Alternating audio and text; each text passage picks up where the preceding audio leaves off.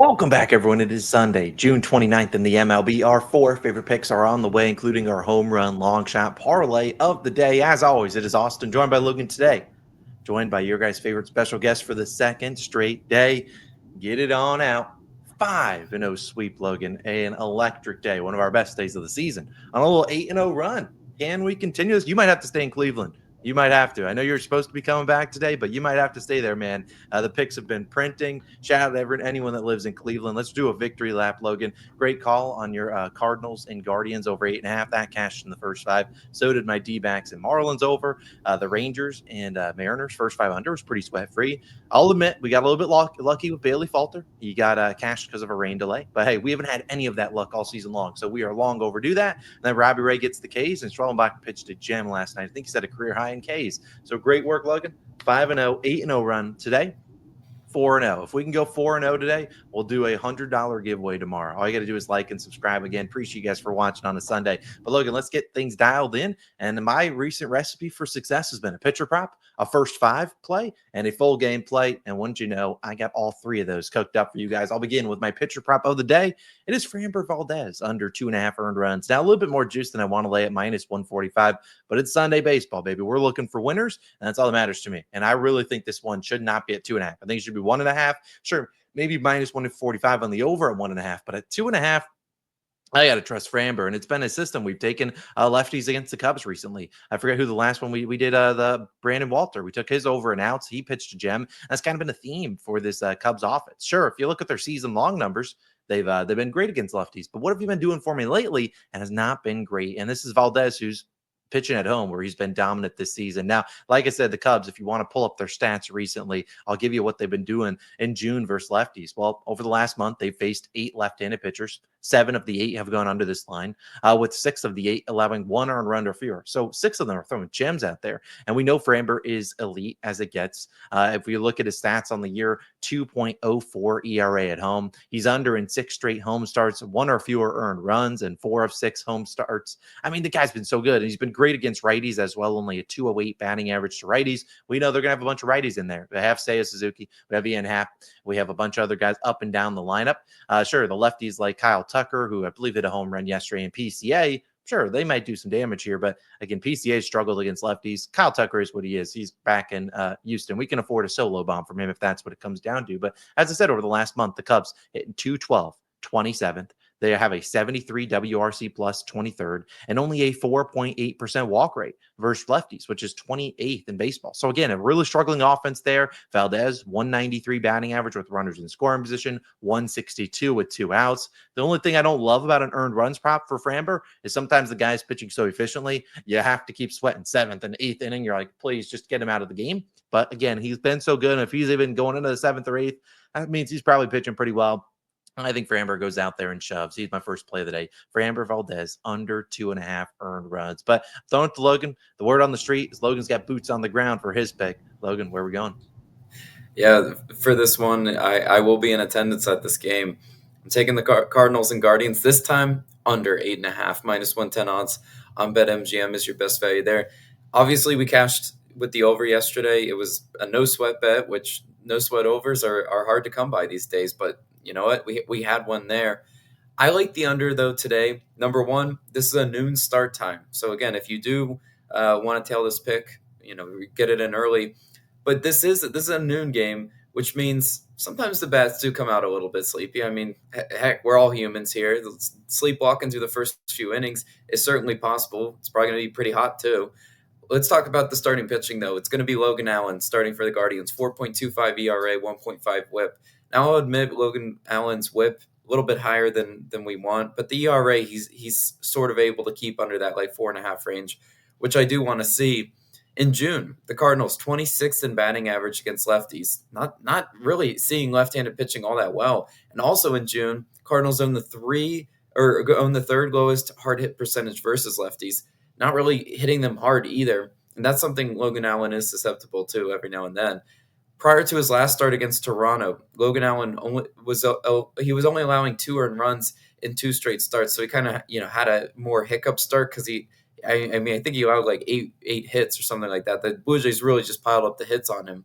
I don't see the same recipe happening against St. Louis today. I don't really see St. Louis being able to just pile up the hits on him. He is harder to hit, especially with a team that's not seeing lefties all that well this month. And with runners in scoring position, Logan Allen only allowing a 206 batting average. That will be key against the Cardinals because really how they've done their damage this series is getting those timely hits. I'll tell you, when there's guys on base, St. Louis has been hitting them home. So can Logan Allen put a stop to that today? I say yes. And then on the other side, it's going to be Matthew Liberatore starting for the Cardinals. 3.96 ERA and a 1.14 WHIP. Matthew Liberatore, not a household name, or maybe if you're kind of a baseball casual, you don't know about this guy, but he's actually a pretty solid pitcher. His last start 7 innings pitched, 2 earned run. Before that, he 6 innings pitched, 2 earned run. This guy can go really deep into ball games, probably like deeper than I realized as far as looking at his game log. I mean, this guy does go 7 innings several of these starts. He is an efficient pitcher, and that's what I want to see. His batting average with runners in scoring position, a little bit too high at 297, but I like that he doesn't put on the free base runners. That's how he's getting this deep in the games, guys. He's had 8 straight games of 1 walk or less. And you know what? If you're not putting on the free base runners, then maybe your runners in scoring position stats don't matter as much. And I think that's what we see with Matthew Liberatore today. In June, the Guardians have owned the 7th lowest hard hit percentage versus lefties. I mentioned the Cardinals. They're back of the pack. Guardians aren't that great either.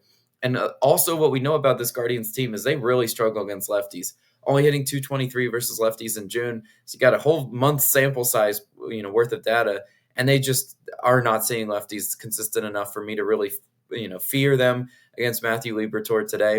And then we go to the bullpens because, this can make or break an under. But over the last 2 weeks, St. Louis 7th in bullpen ERA, Cleveland 24th. The reason why I like this under specifically today is because both these starters they have high ceilings as far as where they can get to, as far as innings pitched. I could see each of them giving us 6 innings pitched to limit the bullpen exposure. And I really do like this pick. Hopefully the bullpens do come out with their best stuff. Don't put up any trash bullpen arms. But I think Logan Allen and Matthew Liberatore, the battle of the lefties, I think this results in an under. And I will be in attendance. So hopefully nobody likes rooting for an under, but I'll be there sweating out each base runner and hopefully not seeing a whole lot of home runs. Love that as my favorite pick of the day. But Austin, what else are you rolling with?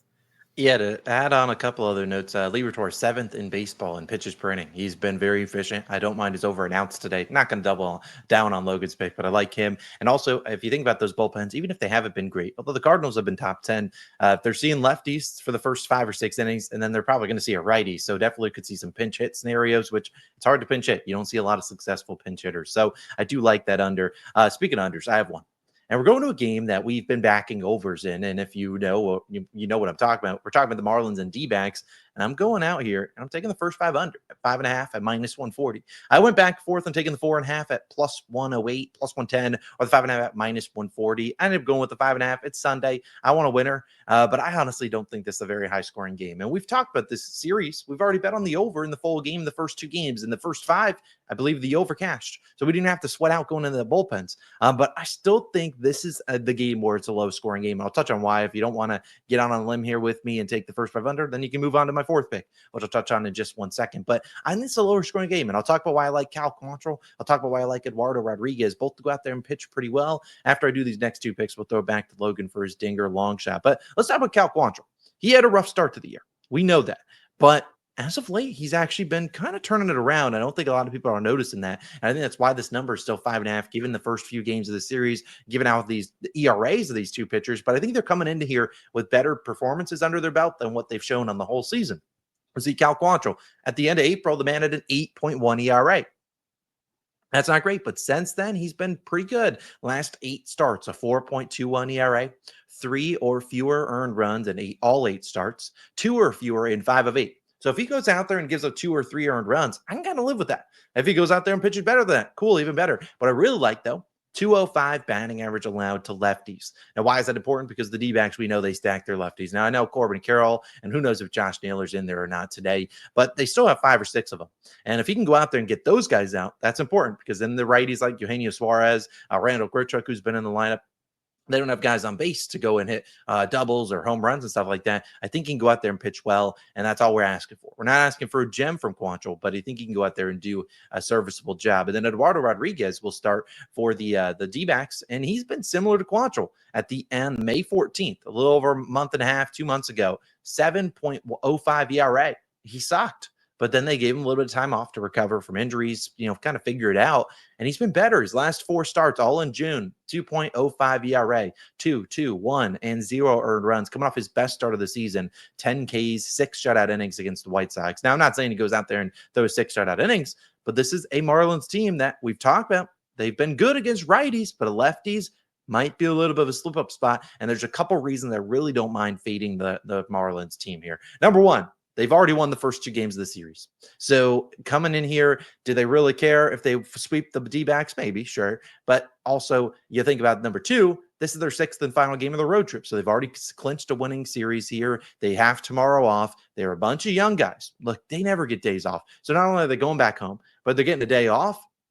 I'm a young guy like most of the Marlins lineup. I don't know their ages, but I bet you they're all within 22 to 29 years old. They're probably like, you know what, let's enjoy the day off. Let's just go out there and swing early and often. Eduardo Rodriguez can make them pay for that. And number 3, they haven't seen a lefty in a hot minute. June 19th was the last lefty they saw. Of the last month, they've seen 9 lefties. 6 of the 9 allowed 1 or fewer earned runs.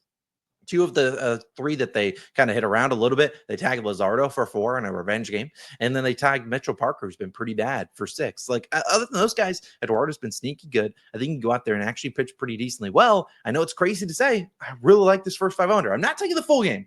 I'm not doing that because we talked to the Marlins bullpen trash and the D-backs bullpen trash. But I think through the first 5, unlike what we've seen in the first 2 games, this is a slower start to this one. Maybe the bats heat up later. I don't care. I just want these first 5 innings under 5.5. I know it seems like a weird one to go out on after we backed the over the last 2 games, but maybe that sometimes you got to be a little bit of a contrarian on Sundays. I don't think all the runs are there. And then my final play of the day before we get to the long shot for home runs, it's going to be another under.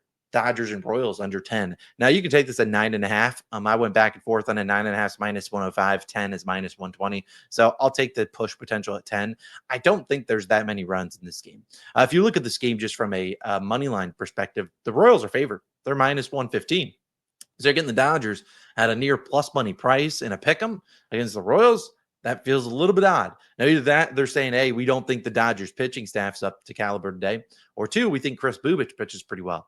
Either way, I will happily take an under here. And if this doesn't pay, I'm probably out on Royals games till post All-Star break because I never seem to get on the good side of their games. But yesterday you saw a high-scoring game, and it relied on what? Jonathan India having 4 hits. Bobby Witt Jr. had 3 or 4 hits. They went 6 for 12 with runners in scoring position. I will live with that all day long. If that's how the Royals are going to beat me because they score 9, I'll tip the cap there. But let's talk with these 2 pitchers, and we'll start. 3 pitchers technically. We'll start with Dreyer and Robleski, and then get to Bubich. Dreyer and Robleski might seem weird for me to list 2 starters there, but Dreyer's more of an opener. He might pitch 1 or 2 innings, and then they'll turn it over to Robleski. 2 lefties though, and I think they both can pitch pretty well. Mostly Robleski will touch on him. He's going to be the bulk guy.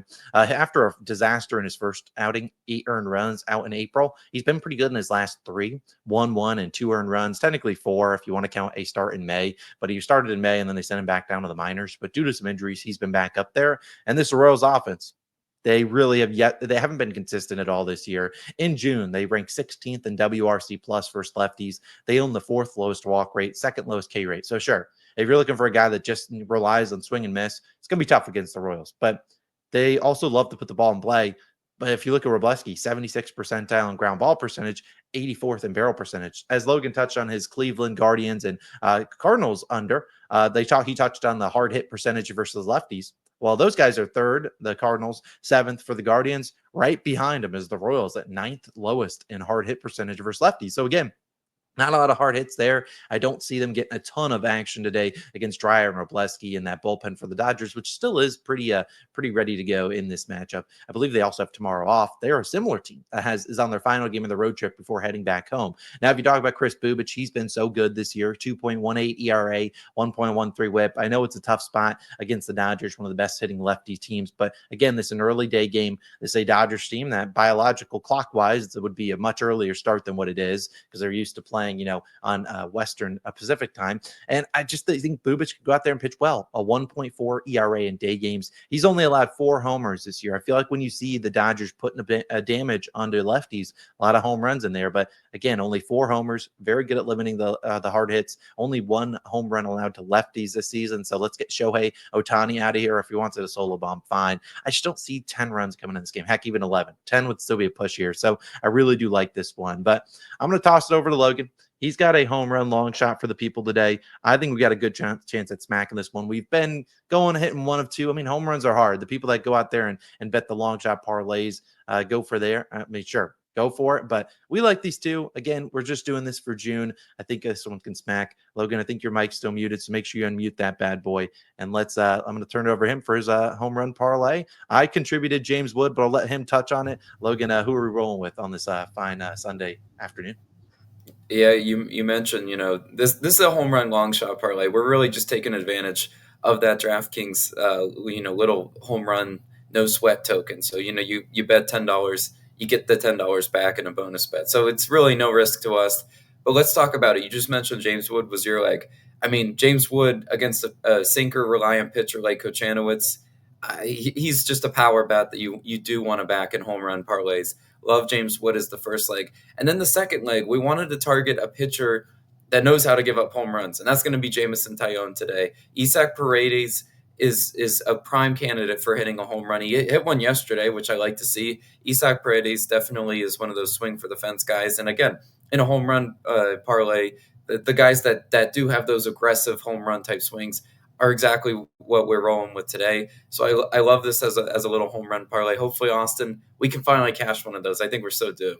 We are so overdue. I remember last year, I think it was last year, we did our Dinger Tuesdays, and we would sometimes both go and hit our picks. So, hey, it's long overdue. We're going to keep doing them for at least the rest of June, and then we'll figure things out. Maybe DraftKings does a new promo in July, but we'll figure that out. I'll recap the picks one last time for the people, and then we'll get on out of here. We have Framber Valdez under and earned runs. We have the Cardinals and Guardians under 8.5. Logan's going to watch a snooze fest. You might fall asleep in the stands. And then we have the first 5 under in the Marlins Dbacks game and the full game under in the Royals and Dodgers game. I know a lot of unders on the board, but look, coming off Friday and Saturday where there were 6 million runs, maybe Sunday when teams are on their getaway day trying to probably go back home, or just in early day games, we see some slower games. And there's not great weather in any of these games we touched on. The Dodgers, Royals weather, that's pretty, maybe there's not plus money for home runs. The Guardians one doesn't have, great weather. It's going to be nice for Logan to sit in the stands, but it's not like blowing out like crazy. And obviously the Marlins and D-backs and the Astros game are both in domes. Those are the picks and our Dinger long shot. If